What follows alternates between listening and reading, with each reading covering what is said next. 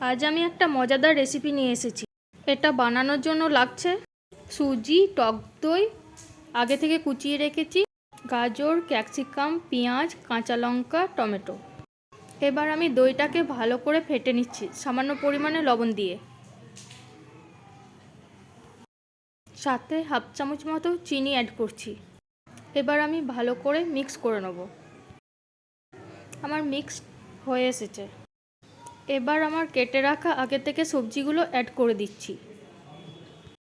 সাধারণত বাচ্চারা সবজি খেতে চায় না, তাই এটাতে যে কোনো সবজি দিয়ে বানাবেন, আর এটা টেস্টি এবং হেলদি।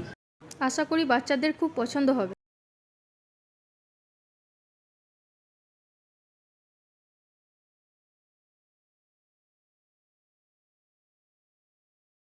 আমার সব সবজি দেওয়া হয়ে গেছে। এবার আমি ভালো করে মিক্স করে নেব। আমার সবজিগুলো ভালো করে মিক্স হয়ে গেছে। এবার আমি সুজিটা দেব। সুজিটা দিয়ে ভালো করে মিক্স করে নেব।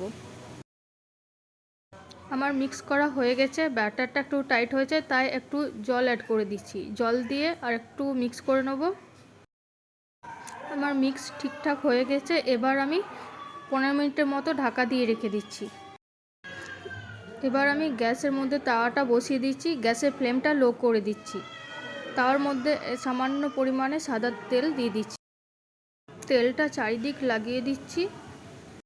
আমার তেল লাগানো হয়ে গেছে। এবার ব্যাটারটা দিয়ে দিচ্ছি। ব্যাটারটা দিয়ে আমি ঠিকঠাক মতো সেট করে দিচ্ছি। এবার আমি এটাকে 2 মিনিটের জন্য ঢাকনা দিয়ে রাখবো।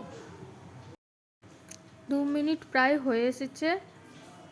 এবার আমি এটাকে উল্টিয়ে নিচ্ছি। উল্টিয়ে নিয়ে এটাকে একটু রেখে দিচ্ছি। এটা আমার রেডি হয়ে গেছে। এভাবে আমি বাকি ব্যাটারটার থেকে আরও বানিয়ে নিলাম। আমার সবগুলো বানানো হয়ে গেছে।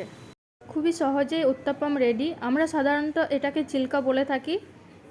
যদি ভালো লাগে তাহলে একটা লাইক, কমেন্ট, শেয়ার করে দেবেন। ধন্যবাদ।